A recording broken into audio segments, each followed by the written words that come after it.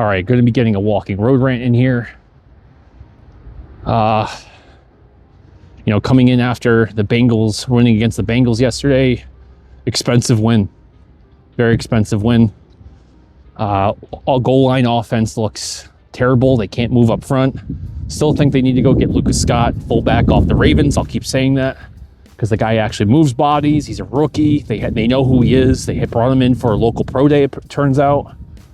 Was previously a fullback in his, before he was moved to offensive right tackle at Army. But before that, he was one of the best fullbacks, probably, actual real ball carrying fullbacks at 6'4" and like mid 200s as a high school fullback, all-state fullback. Probably might want to think about looking at that guy who knows not only how to play out of the backfield, but was an All-American right tackle. Yeah. Anyway, but we'll move on from that.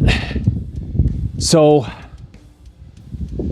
I wanted to make this one because it's I've been listening to talk radio this morning for work, sitting there waiting for something to happen, but the amount of talk about the idea of what happened with Will Campbell, and I think this is what I talk, I wish doctors did call in, and then sometimes, I don't know, just to keep the idea going, the media will probably still try to turn that into a debate. But the reality is like a sprain doesn't mean it's like, ow, like, oh, it's gonna hurt for 4 weeks and I'll be all right. Like a sprain is still ripping. There's still physical damage being done. And you get a grade 3 on an MCL or an ACL or whatever it is that's going to turn out to be for Will Campbell. A grade 3 for an MCL, depending on where it is, and that also means something, where it is actually on like an MCL or an ACL. ACL, you sprain it, strain it, rip it.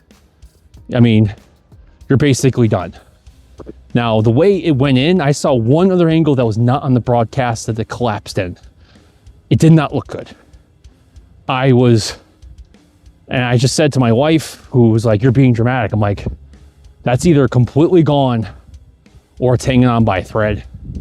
And either way, even if it comes back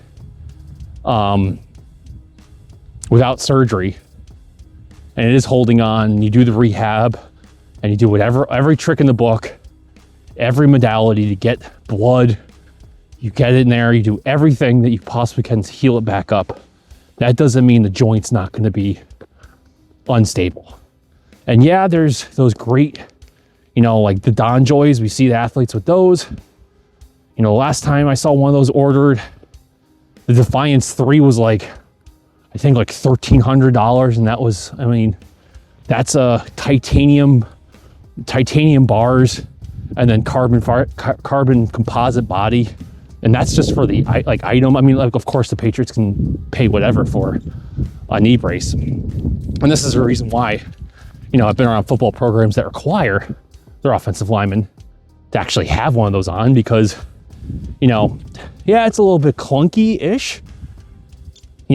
Early 2000s Don Joys, those were pretty clunky, but even then you put one on, you move around and you're like, I can get used to this. Their cleats weigh more than it. Will Campbell's are probably gonna be pretty big, but even then it's probably still around a pound. Come on, for a guy who can move hundreds and hundreds of pounds. So I'm always for basically forcing these guys to wear, but I don't even know if they can do that anymore at the NFL level. This is the minimum the minimum that you can force them to wear. So who knows if that's something in the contracts or in the NFLPA these days, but in college, there's times where they force these guys to do it, or they used to. He comes back with that on, maybe see him towards the end of the year. But I guess the rant is that you start hearing the debate between, is it torn or is it, a sprain? And it's this is the problem. Like I don't want to say layman, but like there is some tearing there. Like that's the idea of sprains. Like there's damage being done. It's being torn because the way it's at, it's like you're describing how it's being damaged. Now, if it's completely snapped and ruptured and it's an ACL, you're done. MCL, basically done. Probably for an offensive lineman that needs to handle a lot of lateral movement and anchoring, definitely done for the year if it's completely gone. But people keep saying sprain. That doesn't mean it doesn't require surgery. And that doesn't mean it's hanging on by a thread and the joint is completely unstable. Meaning the MCL is still there, but the joint itself is basically acting as if it's not. That's the scary part. That's what you don't know. Like PCL grade 3 with no surgery, probably 4 months. You put a Don joint in there, maybe you can get through playing some football, some rehab, get it strong enough so it doesn't break. But you're gonna have to wear, the heaviest grade, like I said, a Defiance 3 or like an A22 Don joint, which are super awesome. They'll basically fit it right to you like a sock. It's great. But if it's just the MCL, which the way the knee caved in it looked, great. Do I believe it's a sprain, grade 3 sprain? Probably. I said to my wife at the moment, I was like, that's not good. That's going to be something. It's going to be requiring some time. Because even when I saw it go in, kind of reminded me, to a lesser extent, at the combine when he was doing his offensive lineman drills out on the field, and his right foot slipped out from him, and his right knee went down. And I was, and he got up and he kept going. I was like, okay, so he's got some flexibility in the joints. Like he's not so rigid that, something gets twisted. He might be one of those guys that bends and not breaks. In this case, partially tears maybe, but not breaks. The other thing to consider that they probably won't go into too much, and I was honestly, as media groups, they can't, is discussing where it is. And what I mean by that is if it is, again, MCL, at the minimum, it basically has to be an MCL. If it's on more distal, so if it's more towards the tibia, so like your shin bone, your big shin bone, that's the one place it inserts, right?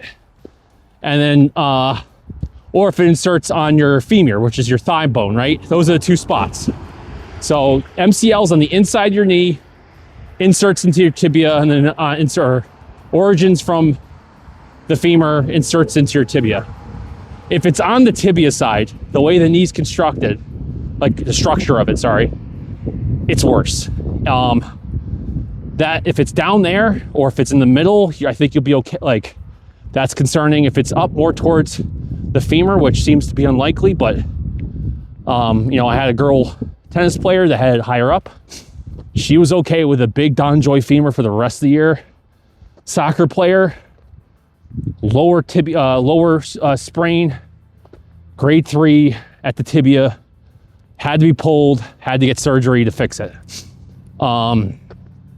That's the thing. So you're still looking at a grade 3 wear. And if it even, hopefully it's not grade 3, but there's going to be some tearing. Grade 3 wear. If it's down at the tibia, not good.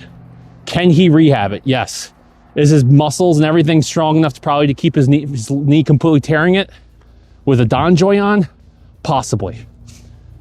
They're just going to need to get obviously the swelling, do as much as they can, start seeing if there's any day-to-day improvements, and then do a projection of when this could possibly be usable, and do as much rehab and taking care of as possible, and see what he's got.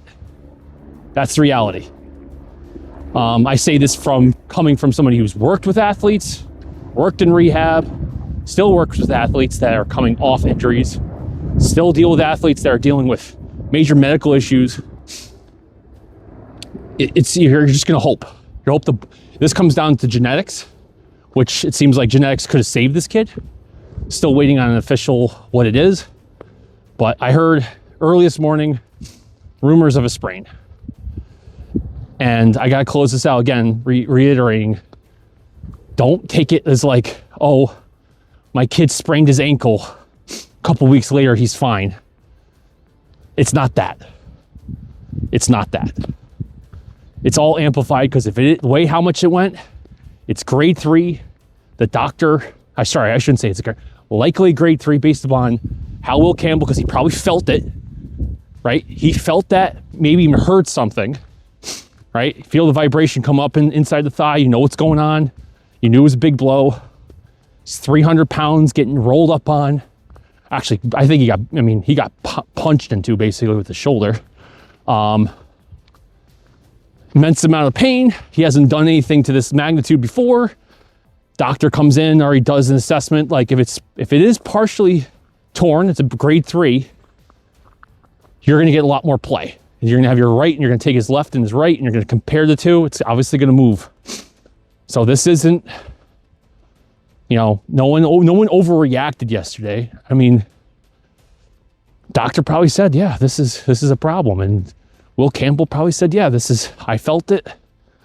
And there's damage done. Something went on. This is, again, not like, sprain my wrist falling, take a couple weeks off from football and come back. It's going to be several weeks at best. And that's, of course, if there's no ACL or meniscus damage. Throw an LCL, PCL. There is, the worst multi-ligament injury is basically for him would be a PCL, MCL, PCL, LCL. When you throw,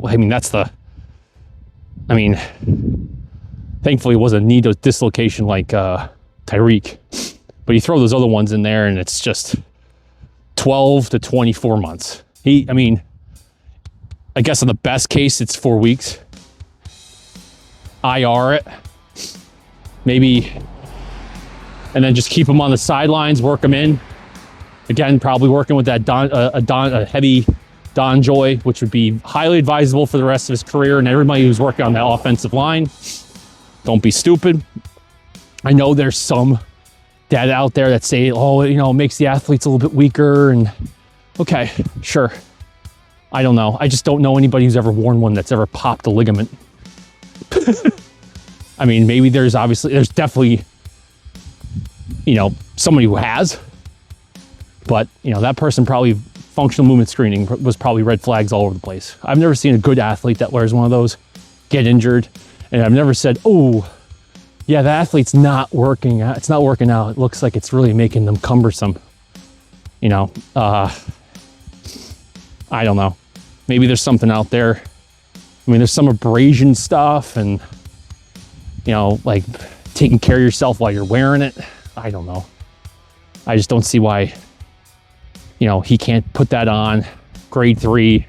Hopefully it's strengthens some things up, starts to trend in the right direction. And, maybe we could see him in the playoffs. Now, there's the problem. Will Campbell is essentially your best run blocker on this offense right now. Mike Onwenu when he shows up. Bradbury's actually not that bad. Wilson, we'll see what happens with him. Morgan Moses has been okay, but the guy who I see pull off a few really good high-level run blocks is Will Campbell. We're already struggling to move the ball up the middle. Vidarian Lowe, who I think is actually a decent pass blocker, and I'll put on my Vidarian, president of the Vidarian Lowe fan club hat until Will Campbell can come back.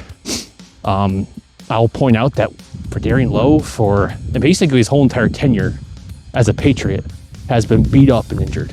Now, that one could say that, yeah, that's obviously a risk of being around, having him, is that he's often injured. But the guy works hard. He's one of those guys that when he gets his hands on you, you're in trouble. Now, that's the thing is like, yeah, he gets beat to the outside. You have Josh McDaniels, who is one of the best offensive coordinators in football. I don't care what people say or whatever they want to have emotional take on McDaniels, but he's still one of the best offensive coordinators in football these days. He'll figure something out. So I don't think it's like the end, but here's the problem. When you get to the playoffs and you need to run the ball, you're going to want Will Campbell. You're going to want him. He's going to be the guy that you need. And my expectations for the team has definitely taken a big step back. And then throw Wilson in there. I don't know. It doesn't mean they can't outperform my expectations. And let's also point out that my expectations was 13 wins this year. For them to get 13 wins, I was like, hey, that'll be great. They get into the playoffs, look strong, and they'll be contending for, maybe going to the AFC Championship game. Those things are still, I think, in play right now. Right? Now, that has changed to 13 wins to possibly winning the AFC, getting number 1 seed in the AFC. Still going to be an awesome season if they win the division and get in the playoffs and, they don't go all the way to the Super Bowl. Fine. That's still a great season, still hopeful, but it's definitely a step back. It's definitely an issue. It's an issue. Vidarian Lowe is a solid, if not great, backup. He's young, give him a shot. Again, last year he was working off 3 injuries, a rib, a shoulder. Had to have surgery for one of those this offseason. He's got a good coach. He's going to have McDaniels. Let's see what he can do. I know everybody blows and all that stuff. He might not be amazing. He might not be an all-pro left tackle, but he's worth cheering for. Hopefully he can hold it up while we wait for Will Campbell to return. If Will even returns this season, let's hope for development. I think Vidarian's 25, 26 years old. Give him a shot, see what he can do. Anyway, sorry for the rant style, unstructured, talking in circles. But I just want to clear that up, just like it seems like every couple weeks now I have to almost decipher or add some extra color to what's being, the very surface level discussions we're seeing on the media. And that's because that allows people to talk about it for longer. You can't just go out there and just say the full story or get the full scoop and then end the discussion, because then you've just ruined a whole day worth of talking. They're not going to do that. I'm not trying to ruin their thing, but the reality is if it is a sprain of just the MCL, it's likely a grade 3 based upon how much it went and their reactions and how much movement there was and them probably testing it out and say, yeah, there's some damage here. Sprain and torn, that's what's happening. The sprain is tearing the ligament. Is it completely ruptured? Is it completely gone? We don't know. If it's sprained, it's really bad. It's going to take weeks.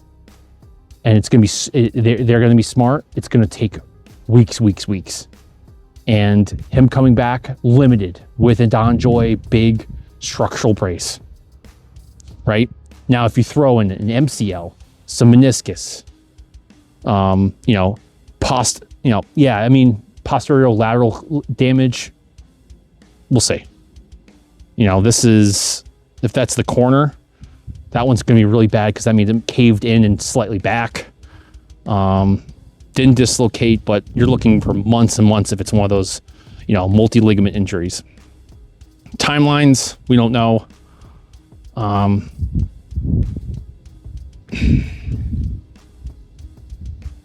It's just the concern is, even if it's not even that bad, he plays offensive line, side to side movement.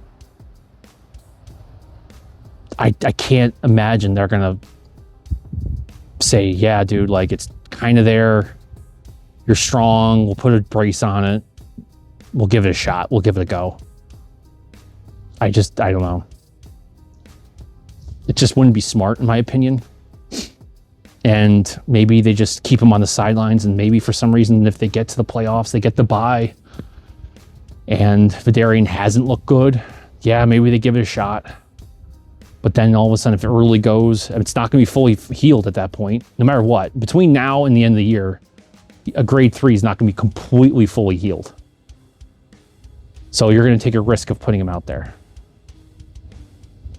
Anyway, we'll see. I guess we just have to wait for, we're getting here 8, 9 o'clock at some point in this next couple hours here. We'll probably get an update. Sorry for the rant. hopefully you learned something here. If you guys like this content, please like and subscribe. And as always, thanks for watching.